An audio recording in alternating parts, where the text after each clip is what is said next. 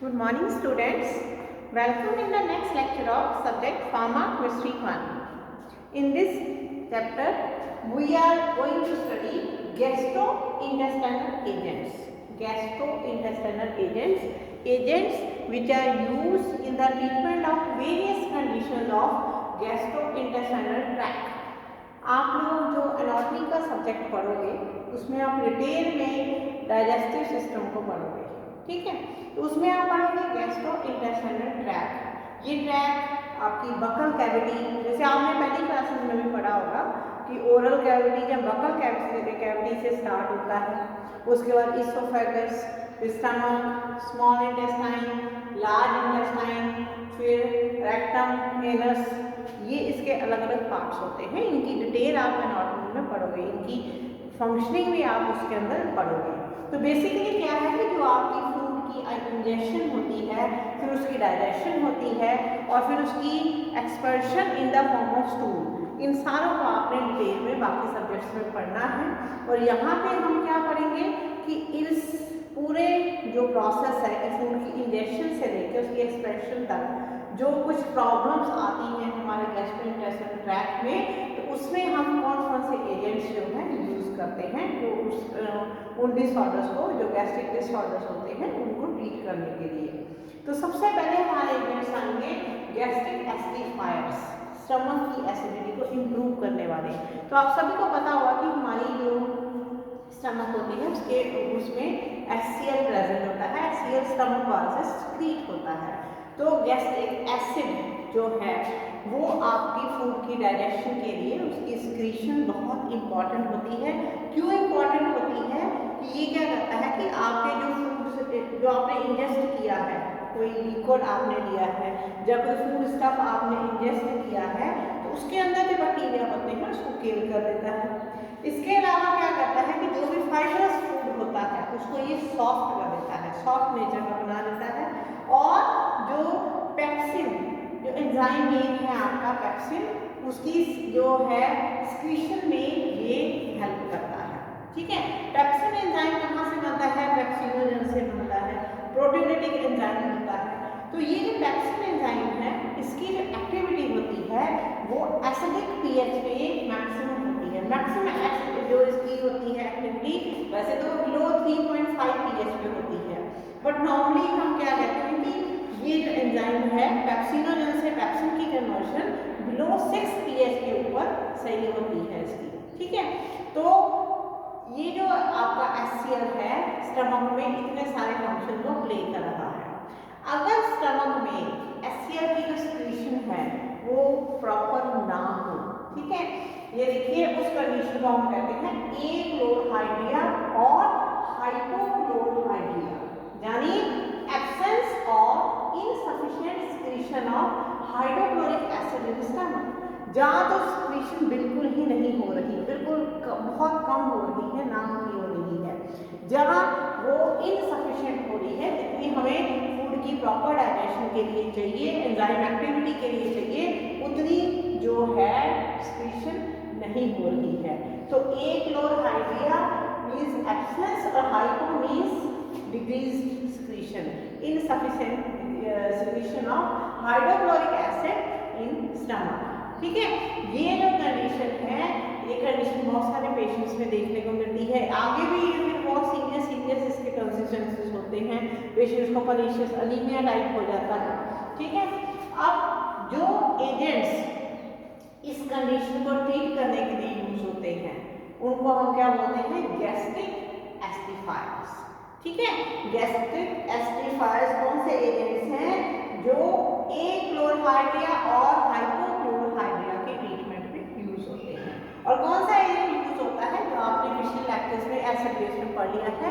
Dilute hydrochloric acid. इसको हम use करते हैं जो एक्लोरहाइड्रिया और हाइपोक्लोरहाइड्रिया जो है उसके ट्रीटमेंट में हम उसको यूज करते हैं। बिल्कुल डाइल्यूटेड फॉर्म में जो है आपका HCl पेशेंट को दिया जाता है, ठीक है। तो गैस्ट्रिक एसिडिफायर में हमने, अगर आप वैसे पेपर में इस जो क्वेश्चन जो आएगा, अगर डाइल्यूटेड हाइड्रोक्लोरिक एसिड आता है तो आपने जो पहले पढ़ा हुआ है सारी डिस्क्रिप्शन आपने फिर से वो ही लिखनी है, ठीक है।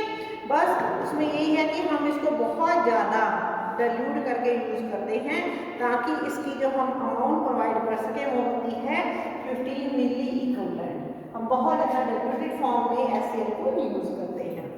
तो ये है आपका गैस्ट्रिक एसिडिफायर। एक छोटा सा टॉपिक ही है जस्ट एक समझने के लिए, बस इस कंडीशन को आपने समझना है कि एक्लोराइड है और हाइड्रोक्लोराइड है।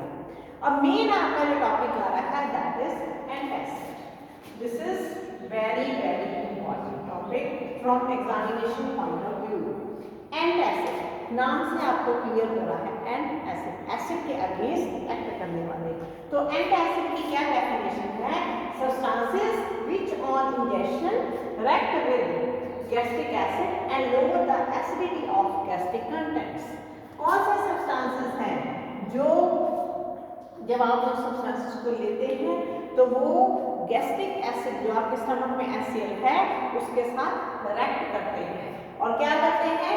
आपके स्टमक के कंटेंट्स की जो हाइपर एसिडिटी होती है, रेंज एसिडिटी होती है, उसको लोअर डाउन करते हैं। ठीक है, तो ये वो सब्सटेंस होते हैं which are used to neutralize the hyper acidity.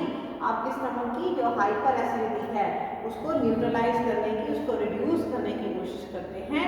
In substances को हम बोलते हैं एंटासिड। बड़े कॉमनली यूज हैं, सब लोग कभी ना कभी किसी न किसी रूप में उनको लेते हैं। कोई लिक्विड फॉर्म में लेता है, टैबलेट फॉर्म में लेता है जब भी किसी को स्टमक में एसिडिटी की प्रॉब्लम होती है। नॉर्मल एसिडिटी प्रॉब्लम जो है आपकी फूड डाइजेशन से रिलेटेड है, आपकी फूड इनटेक से रिलेटेड है। तो एंटासिड जो होते हैं बेसिकली ये क्या है कि जैसे किसी को एसिडिटी हुई है तो एसिडिटी आप समझते हैं, सबने एक्सपीरियंस भी की होगी कि अनकंफर्टेबल फीलिंग होती है, हार्ट बर्न की फीलिंग होती है और इवन कई बार स्पाज़म भी प्रोड्यूस होता है, पेट में दर्द भी स्टार्ट हो जाता है। ठीक है, तो उस सारी कंडीशन को रिलीव करने के लिए एंटासिड जो है वो दिए जाते हैं। तो बेसिकली एंटासिड क्या होते हैं? वीक, ये जो होते हैं आपके एंटासिड वीक बेसिस होते हैं। ठीक है, जो एसिड के अगेंस्ट एक्ट करके न्यूट्रलाइजेशन करते हैं उसकी। ठीक है जी, और कई बार क्या होता है कि जो आप एंटासिड वो पेशेंट को जो देते हैं तो वो क्या करते हैं, वो जो प्रोटोलिटिक एंजाइम होता है पेप्सिन, जिससे फूड डाइजेशन में हमें हेल्प मिलती है, उस एंजाइम को भी ये इनएक्टिवेट कर देते हैं। तो जो एंटासिड होते हैं मोस्टली हम जो इनको बड़े सेफ ड्रग्स लेके चलते हैं कि इनके ऐसे कोई खास साइड इफेक्ट नहीं होते, पर कुछ होते हैं जैसे कि सोडियम बाइकार्बोनेट है जो कार्बन डाइऑक्साइड वगैरह प्रोड्यूस करता है और सिस्टमिक एल्कलॉसिस वगैरह प्रोड्यूस कर सकता है, ये इसके साइड इफेक्ट्स होते हैं। अब पेपर में जो आपको क्वेश्चन आता है, आपको क्वेश्चन आता है what are antacid and what are the characteristics of an ideal antacid या what are ideal characteristics of an antacid. तो वो क्वेश्चन आपको बहुत बार सेक्शन बी में 4 मार्क्स में आया है और आता है, बहुत बार आ चुका है, आता रहता है, सेशन में भी आता है, फाइनल में भी आएगा। ठीक है, तो आपको इसके पॉइंट्स ऐसे लर्न करने हैं। तो सबसे पहला क्या है, एंटासिड कैसा होना चाहिए? नॉट एब्जॉर्बेबल, जो आपके जो है सिस्टम में एब्जॉर्ब ना हो और कॉज सिस्टमिक एल्कोलिसिस, एब्जॉर्ब होके सिस्टमिक एल्कोलिसिस कॉज ना करे। सेकंड क्या है? Not liberate carbon dioxide, carbon dioxide gas liberate जो ना करे, अगर वो करेगा तो उससे क्या होगा? दोबारा से रीबाउंड हाइपर एसिडिटी होने के चांस रहेंगे। ठीक है, कार्बन डाइऑक्साइड से फिर से हाइपर एसिडिटी होने के चांस रहेंगे। थर्ड क्या है? Not interfere with absorption of food. ठीक है, आपने जो खाना खाया है उसके एब्जॉर्प्शन में वो इंटरफियर ना करे। Not be A laxative cause constipation, laxative जो है टर्म कौन से एजेंट्स के लिए यूज होती है? Which are used to relieve constipation. ठीक है, कब्ज को दूर करने के लिए जो एजेंट्स यूज होते हैं। ठीक है, तो ये वो नहीं होना चाहिए। क्विक एक्टिंग होना चाहिए, एक्शन बड़ा फास्ट हो इसका और इसका एक्शन जो हो वो लॉन्ग हो, ये अपना एक्शन जो है exert effect over long period of time. ठीक है, बार बार इसकी डोज ना लेनी पड़े, ये लंबे टाइम तक अपना जो इफेक्ट शो करे। Buffer in pH range 4 to 6, 4 और 6 के बीच में जो पीएच आपने पढ़ी थी 4 और 6 के बीच में ये बफर होना चाहिए। फिर इनहिबिट पेप्सिन, पेप्सिन जो एंजाइम है, मैंने आपको पहले बताया कि पेप्सिन जो एंजाइम है बहुत सारे जो होते हैं एंटासिड उसकी जो एक्टिविटी है उसको इनहिबिट करते हैं या उसको इनएक्टिवेट करते हैं, तो ये उसको इनहिबिट करें। और पैलेटेबल का मतलब है पीने के लायक या खाने के लायक, ऐसा इसका टेस्ट या स्मेल होनी चाहिए और इनएक्सपेंसिव होना चाहिए, ज़्यादा महंगा नहीं होना चाहिए। तो ये कुछ प्रॉपर्टीज हैं, एक कैरेक्टरिस्टिक्स है एंटासिड के, ठीक है, ये आप सबको अच्छे से लर्न करने हैं। इसके बाद आता है क्लासिफिकेशन ऑफ एंटासिड। मार्केट में बहुत नाम के एंटासिड्स हैं, तो उनको हम कैसे क्लासिफाई करते हैं। फर्स्ट क्लासिफिकेशन सिस्टमिक, जहाँ दूसरा नाम होता है एब्जॉर्बेबल एंटासिड। सिस्टमिक और एब्जॉर्बेबल एंटासिड ये कौन से होते हैं, विच आर सॉल्युबल नेचर के होते हैं, इसलिए क्या होता है ये इजीली एब्जॉर्ब हो जाते हैं और ये क्या करते हैं सिस्टमिक इलेक्ट्रोलाइटिक अल्टरेशन और एल्कलोसिस प्रोड्यूस करते हैं, क्योंकि एब्जॉर्ब हो जाते हैं सॉल्युबल होने की वजह से, इसलिए ये बॉडी में जाके सिस्टमिक एल्कलोसिस भी प्रोड्यूस करते हैं और भी कई इलेक्ट्रोलाइट्स की अल्टरेशन प्रोड्यूस कर सकते हैं। तो इसके एग्जांपल है सोडियम बाइकार्बोनेट। सेकंड है नॉन सिस्टमिक और नॉन एब्जॉर्बेबल एंटासिड, ठीक है, तो ये कौन से होते हैं जो एब्जॉर्ब नहीं होते हैं, मोस्टली इनसॉल्युबल नेचर के होते हैं, जनरली ये डिफ्यूजिबल कंपाउंड्स होते हैं और ये एब्जॉर्ब नहीं होते हैं और कोई सिस्टमिक इफेक्ट यानी जो एब्जॉर्प्शन के बाद इफेक्ट आता है वो प्रोड्यूस नहीं करते हैं। अब ये आगे हम उनको क्लासिफाई करते हैं। फर्स्ट है एल्यूमिनियम कंटेनिंग एंटासिड, ठीक है, तो आपने बड़े कॉमनली सुने होंगे नाम, जैसे aluminium hydroxide gel, aluminium phosphate, ठीक है, तो ये आते हैं आपकी एग्जांपल्स एल्यूमिनियम कंटेनिंग एंटासिड्स में। उसके बाद है कैल्शियम कंटेनिंग एंटासिड, तो कैल्शियम में आता है calcium carbonate, tribasic calcium phosphate. उसके बाद है मैग्नीशियम कंटेनिंग एंटासिड, मैग्नीशियम के काफी पॉपुलर हैं, जैसे magnesium carbonate, magnesium citrate, magnesium hydroxide, magnesium oxide, magnesium trisilicate. फिर है combination antacid preparation, single antacid नहीं, मार्केट में इनके कॉम्बिनेशंस भी आते हैं। तो कॉम्बिनेशन में जैसे एल्यूमिनियम हाइड्रोक्साइड जेल और magnesium hydroxide, aluminium hydroxide gel and magnesium trisilicate, ऐसे बहुत सारे कॉम्बिनेशन जो है मार्केट में आते हैं कि एक सिंगल नहीं एक से ज़्यादा एंटासिड हम देते हैं, ठीक है। अब हम इंडिविजुअली इन कंपाउंड्स को पढ़ना स्टार्ट करते हैं।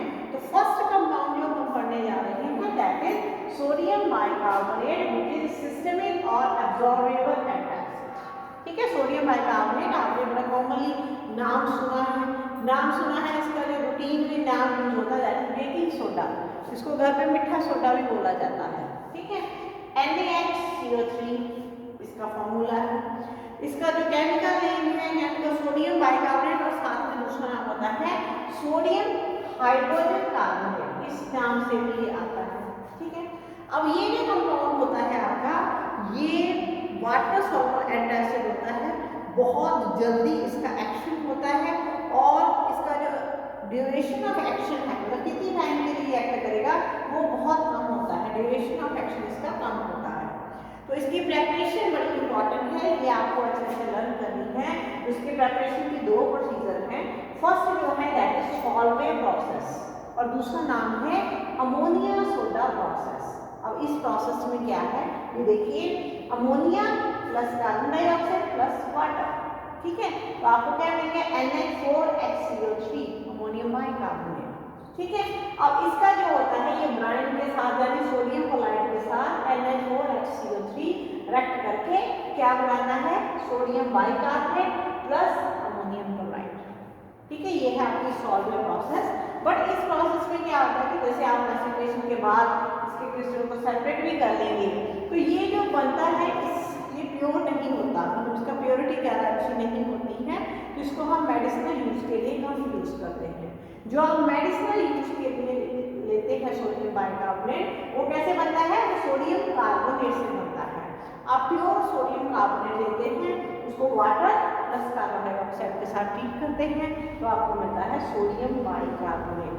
ये जो सोडियम बाइकार्बोनेट होता है इसके जो प्रेसिपिटेट्स होते हैं जब आप उनको सेपरेट करते हैं, ड्राई करते हैं, तो ये बिल्कुल प्योर आपको मिलते हैं और इनको आप मेडिसिनल पर्पस के लिए यूज कर सकते हैं। ठीक है, तो ये दो प्रोसेस है प्रेपरेशन ऑफ सोडियम बाइकार्बोनेट की। अब है इसकी प्रॉपर्टीज, एक ऐसा होता है व्हाइट कलर का क्रिस्टलाइन पाउडर होता है और कई बार ये ओपेक मोनोक्लिनिकल क्रिस्टल फॉर्म में भी एग्जिस्ट करता है। ऑर्डरलेस होता है, स्लाइम इसका टेस्ट होता है। सॉल्युबिलिटी वाटर में इसकी बहुत अच्छी होती है बट अल्कोहल में ये सॉल्युबल नहीं होता है। और अगर ह्यूमिडिटी जो है 85% से ज़्यादा है तो ये मॉइस्चर को अब्जॉर्ब करता है, ठीक है, और डिसोशिएट भी हो जाता है, कार्बन डाइऑक्साइड गैस को लिबरेट करता है। इसके केमिकली इसकी जो नेचर है, अगर हम इसकी प्रॉपर्टीज में देखें केमिकल प्रॉपर्टीज में, तो ये एल्कलाइन नेचर का होता है। ठीक है, अगर वाटर में आप इसका सोल्यूशन बनाते हैं तो उसकी पीएच जो होती है दैट इज 8.2 और इसको आप किसी भी एसिड के साथ ट्रीट करा के न्यूट्रलाइजेशन रिएक्शन कंडक्ट कर सकते हैं और उस रिएक्शन में ही कार्बन डाइऑक्साइड गैस जो है इवॉल्व होती है। अब है इनकम्पैटिबिलिटी।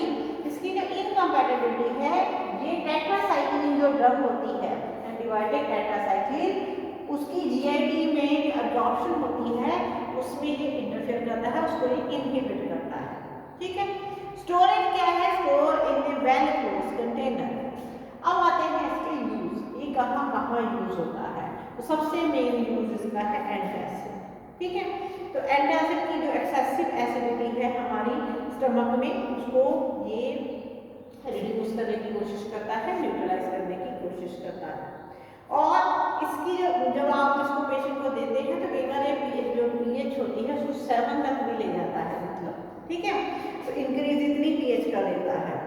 और इसका जो रिएक्शन है, आप स्टमक में जो रिएक्शन होता है sodium bicarbonate NaCO3 plus hydrochloric acid तो प्रोड्यूस करता है salt sodium chloride plus water plus carbon dioxide gas को ये लिबरेट करता है। ठीक है, तो ये जो कार्बन डाइऑक्साइड गैस है लिबरेट हो रही, यही इसका एक डिसएडवांटेज है।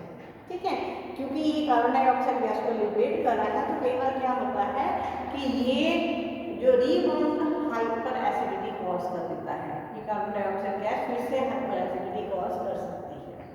सेकंड क्या है कि इसको आप सिस्टमिक एसिडोसिस के ट्रीटमेंट में यूज कर सकते हैं। ठीक है, थर्ड है इसको आप इलेक्ट्रोलाइट रिप्लेनिशर के रूप में भी यूज कर सकते हैं कि बॉडी में इलेक्ट्रोलाइट्स की डेफिशिएंसी हुई है तो आप इसको इलेक्ट्रोलाइट रिप्लेनिशर की फॉर्म में यूज कर सकते हैं। ये सोडियम भी प्रोवाइड करेगा बॉडी में, बाइकार्बोनेट आयन भी प्रोवाइड करेगा। इसका जो 5% सोल्यूशन होता है उसको हम ईयर ड्रॉप्स की फॉर्म में यूज करते हैं। ये क्या करता है, जैसे कई बार होता है ना कि ईयर के अंदर जो वैक्स का डिपॉजिट हो गई है उस वैक्स को सॉफ्ट करके रिमूव करने में ये हेल्प करता है। इसका 3.5% सोल्यूशन अगर हम वार्म वाटर में बनाएं उसको हम आई लोशन यूज करते हैं।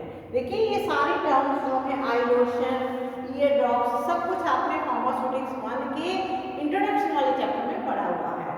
आई लोशन में एग्जाम्पल भी मैंने आपको यही बताई थी कि सोडियम बाइकार्बोनेट आई लोशन वार्म वाटर के साथ आइस को वॉश करने के लिए यूज होता है। इसके अलावा ये जो कंपाउंड है, ये कंपाउंड सोडियम बाइकार्बोनेट टैबलेट्स जो बनती है उसका एक मेन इंग्रेडिएंट होता है। उसके अलावा आपने उसी चैप्टर में सूटिक्स के फर्स्ट चैप्टर में आपने एफलोरेसेंट ग्रैन्यूल्स पढ़े थे, तो जो भी एफलोरेसेंट प्रेपरेशंस आती हैं मतलब जिनमें कार्बन डाइऑक्साइड गैस प्रोड्यूस होती है, जो एंटासिड प्रेपरेशंस आती हैं उसमें 2 एसिड यूज होते हैं, citric acid and tartaric acid, और ये सिंगल बेस आपका यूज होता है सोडियम बाइकार्बोनेट। ठीक है, और इससे कार्बन डाइऑक्साइड गैस जो है प्रोड्यूस होती है इन कॉम्बिनेशन से, और उससे क्या होता है आपकी टंग जो होती है ब्लैंक हो जाती है और आप बिटर ड्रग को भी इजीली जो है शैलो कर सकते हैं। तो ये आपका कंपाउंड है सोडियम बाइकार्बोनेट। ठीक है, और इसको हम जो पेशेंट्स को देते हैं इसकी जो डोज रेंज है वो है 300 mg से 2 ग्राम, एक दिन में 4 बार देनी होती है, और यूजुअल इसकी डोज रेंज है 300 mg टू 16 ग्राम तक डेली आप इसको दे सकते हैं। तो ये एक बहुत ही इंपॉर्टेंट एंटासिड है सोडियम बाइकार्बोनेट। Thank you.